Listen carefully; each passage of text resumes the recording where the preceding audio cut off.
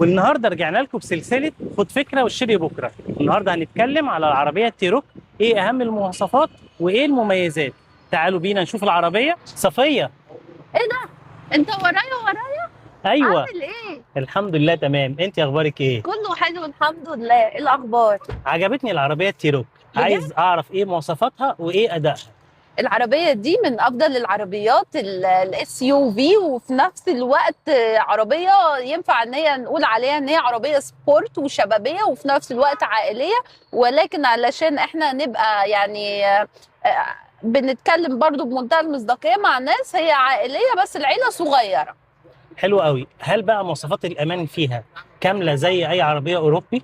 بص، ميزه العربيات الالماني طبعا هي عربيه الماني، وطبعا فولكس، وفي نفس الوقت من عيله فولكس الشهيره.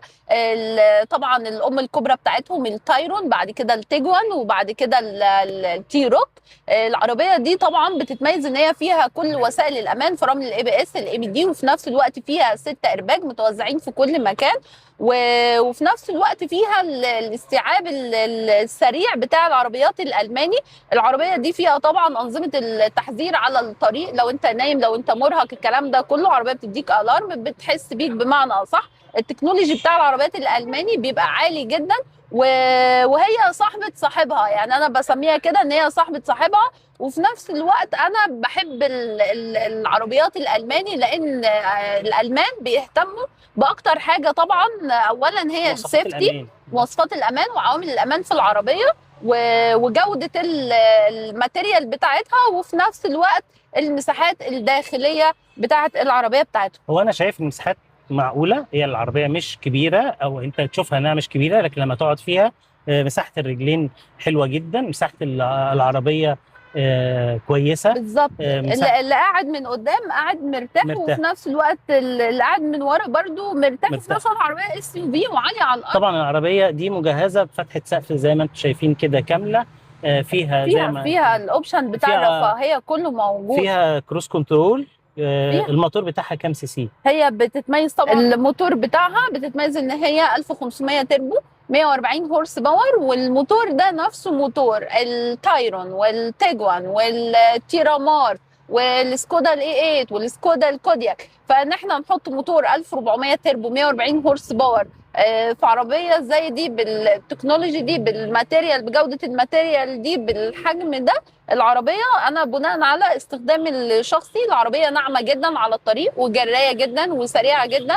والسواقه بتاعتها بالموتور ده ممتعه جدا. وموفر للبنزين، ده اهم وكمان حاجه. في نفس الوقت 1400. بالظبط، اه. العربيه دي من العربيات فعلا ال 1400 تربو اللي موفره في البنزين فعلا. ومادام الموتور موجود في كذا عربيه، فيعني انا هطمن ان قطع الغيار هتبقى سهله جدا وموجوده. انها بتخضع لوكيل كبير زي طبعا وكيل كيان، واللي فروع في كل حته ومراكز خدمه. ما تقلقش من حاجه زي كده.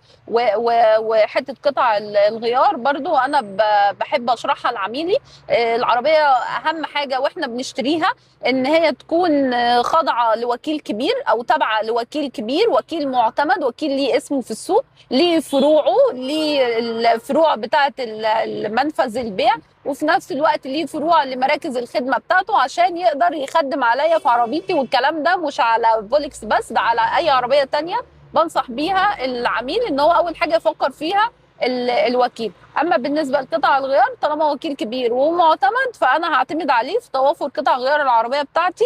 ده حاجه. وفي نفس الوقت بنصح العميل ان هو برضو يامن على العربيه، علشان خاطر طبعا شركه تامين زي ما احنا عارفين ان هي بتدفع ثمن الاصلاحات والحاجات دي كلها، فمش هيشيل هم الاسعار بتاعه قطع قطع الغيار الغيار الخارجيه بتاعتها. بتاعت خصوصا خصوصا ان يعني في كده يعني هنقول فكره او سياسه متبعه من زمان قوي عند العملاء، ان اي عربيه الماني واو بيبقى قطع غيارها غاليه. انا عايزه اقول لك ان الموضوع انعكس تماما دلوقتي، وان العربيات الالماني والله قطع غيارها ارخص من العربيات الكوري والعربيات الياباني لان في السوق. الاوروبي تقريبا بقى دخوله اسهل شويه من العربيات الصيني بالظبط والياباني. بالظبط. نتكلم الاول على الجنط بتاعها.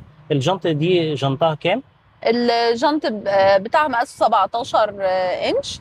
وفي نفس الوقت العربيه فيها مميزات حلوه قوي، فيها السنسور وفيها الاوتو بارك وفيها الكاميرا الخلفيه وطبعا فيها كيليس انتري وفيها ستارت ستوب داخلي. وفي نفس الوقت العربيه برضو يعني شيك جدا، شيك حقيقي. اللون الخارجي بتاع العربيه ايا كان لونها ايه، هي ابيض بترولي، فيها الوان سبورت، عربيه كتيره. سبورت شكلها حلو في هيئه. بالظبط، بيبقى طبعا لون المرايه والقوايم والصن روف من فوق بيبقى لونه مختلف، لونه اسود عن لون العربيه، فدي لمسه جماليه طبعا من فولكس في العربيه. حلو قوي. نتكلم بقى على حاجه مهمه جدا. انا لو عايز احجز العربيه دي من عندك يا صفيه، ايه المميزات اللي انت بتقدميها لاي عميل بيجي ياخد العربيه؟ مع طبعا احنا عارفين ان السوق دلوقتي متغير، الاسعار بتغير كل ساعه والتانيه. فطبعا انا لما هاجي احجز عايز اثبت سعر، المفروض ان انا بدفع عربونها او بتبقى موجوده باخدها على طول، او بشوف نظامها قسطها ايه. ممكن تشرحي لي ايه والله انا المميزات اللي انا هستفادها يعني لو جيت اخدت عربيه من عندك؟ بالنسبة لمعرضي، أنا طبعا يعني حد بتاع عربيات، فأنا شغالة في العربيات، مش الموضوع بالنسبة لي كتجارة قد ما هو هواية.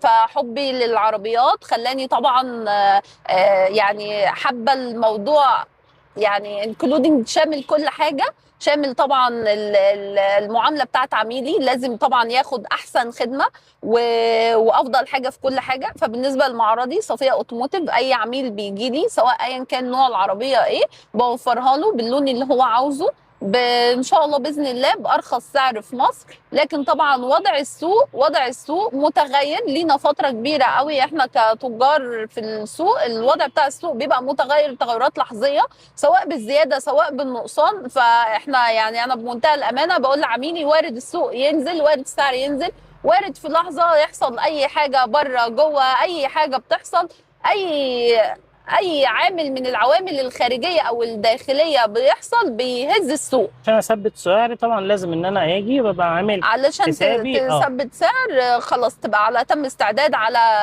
استلام العربيه.